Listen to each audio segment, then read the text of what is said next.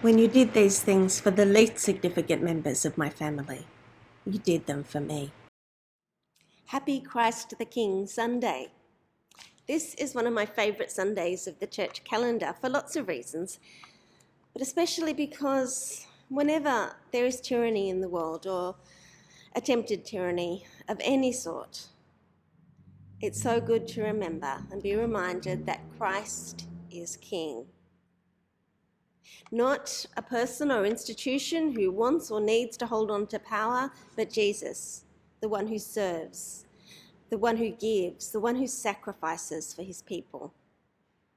This day marks the end of the church year. So this year I think it's particularly exciting because I think the whole world is holding its breath to finish this year, to get this year done and to start again with 2021. And in the church, we get a head start on that. We get to finish the year today and move on into a new and better future next week. We've already faced this year the devastating bushfires of last summer, the pandemic, and then all of the ordinary and not at all ordinary griefs that each of us have faced in our own personal and family lives. And today we say, in spite of all of that, Jesus is still King. And that gives us confidence to begin to move into new possibilities with Advent hope and Advent joy, love and peace. This morning's gospel passage graphically illustrates just what sort of king Jesus is and what it looks like to be followers of that king.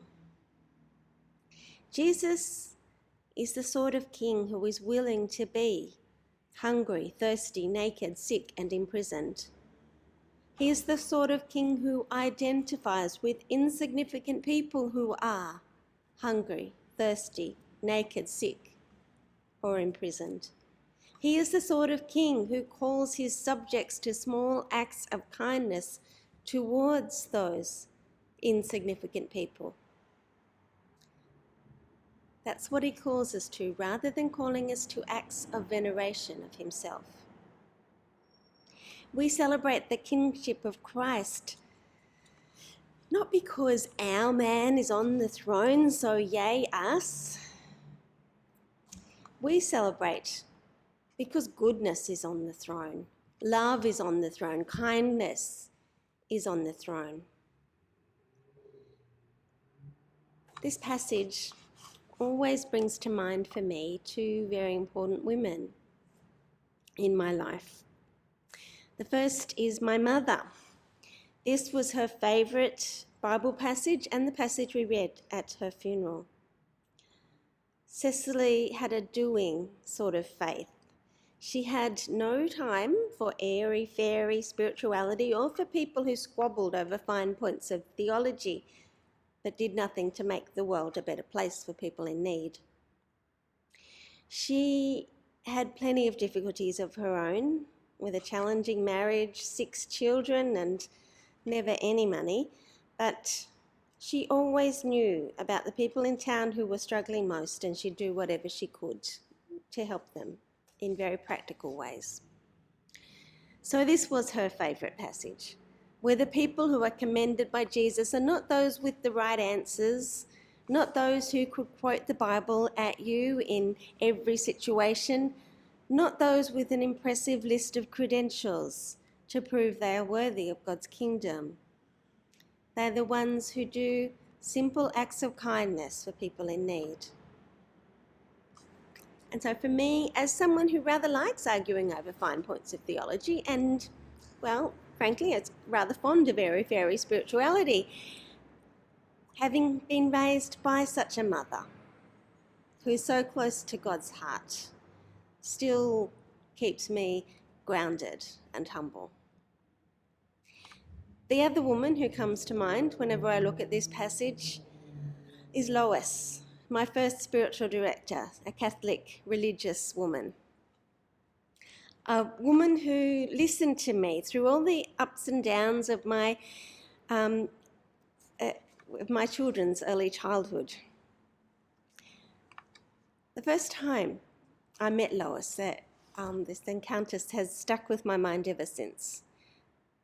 I had made an appointment and I was waiting for her outside her office, and she came out with this huge smile on her face and she said, "So this is Margaret Wesley."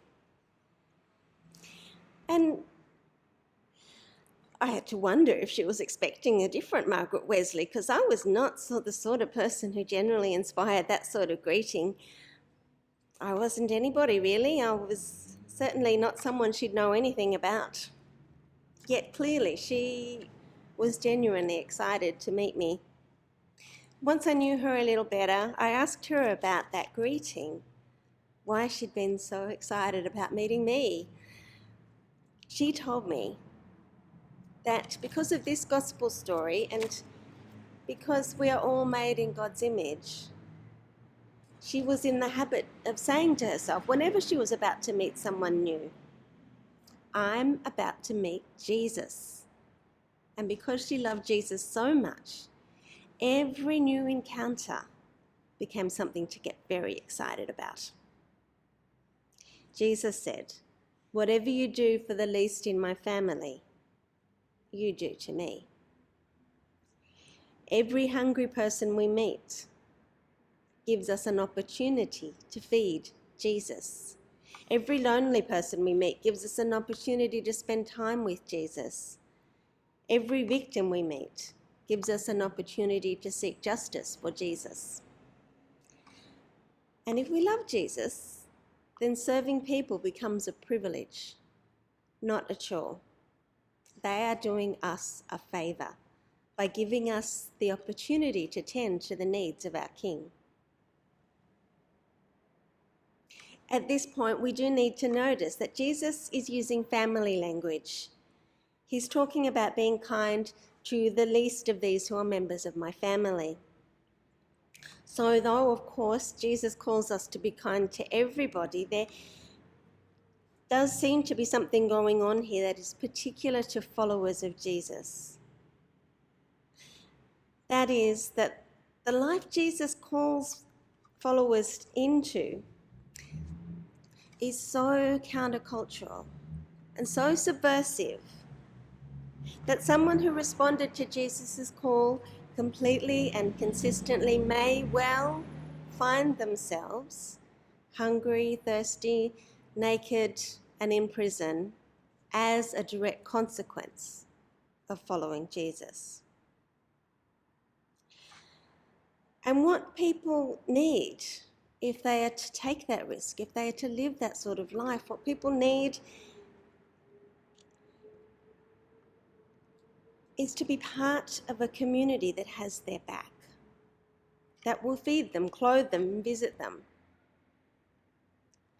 If you know your community will be there for you, then you can take a few risks.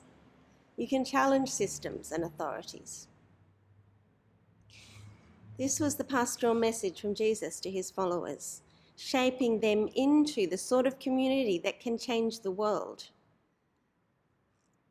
And there's another, more gentle pastoral message there as well. This was the week before Jesus was about to be executed. A day was coming, and coming very soon, when Jesus would be hungry, thirsty, alone, naked, wounded, and in prison. These were not theoretical misfortunes that might happen to anybody. Jesus was looking right down the barrel of each of them as he spoke.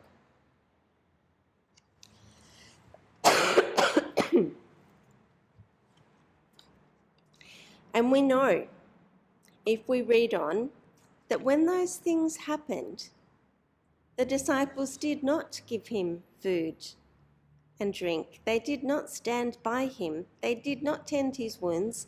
They did not cover his nakedness, and they did not visit him in prison. They abandoned him, and he faced all of those deprivations alone. He knew that would happen, and he knew how much they would regret it. He knew how guilty they would feel.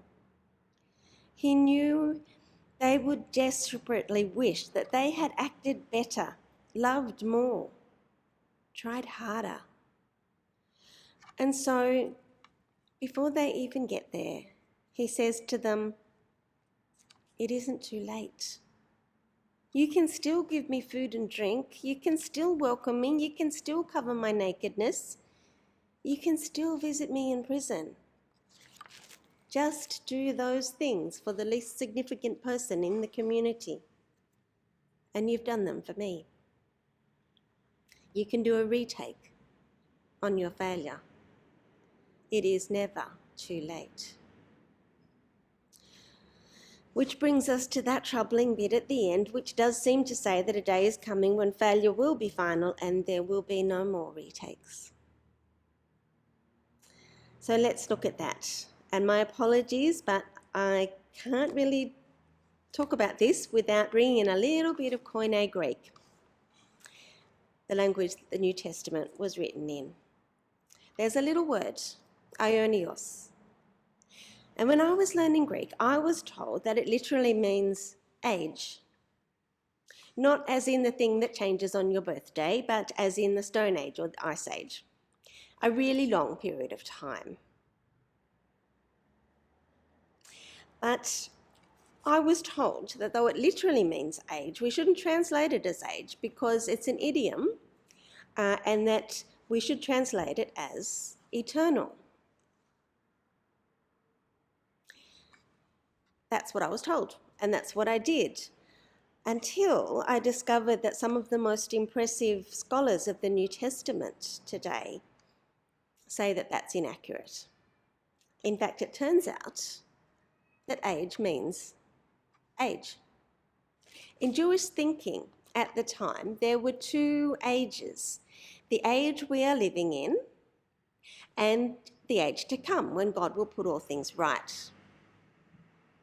This event that Jesus is talking about takes place in the second age, the age to come. The people on the right who have engaged in small acts of kindness for insignificant members of the community, they will be ushered into the life of that age. And the people to the left who have not engaged in small acts of kindness for insignificant people, they will receive the chastisement of that age. You see, it's not talking about how long that chastisement is going to last. And it's certainly not saying it's going to be forever. In fact, this passage does give us some reason to hope that even someone who is so hard-hearted that they wouldn't give a drink of water to a thirsty person, even someone who is so completely untouched by the love of God, even that person might have the opportunity to be chastened and disciplined and corrected in the age to come.